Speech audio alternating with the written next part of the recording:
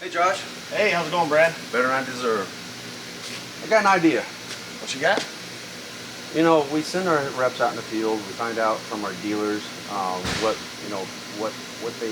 we get feedback.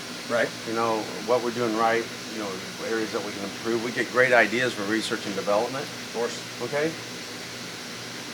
What I want to do is make ourselves available to our client base out here. You know, the people on social media watching all these great videos that you're making, some of them that I make, Spencer's making.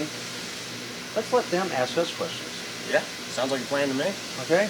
You know, whatever questions you have for FASS, for us, right? Ask us. We bleed fuel here. If you look at a lot of vehicles that we have, we bleed fuel.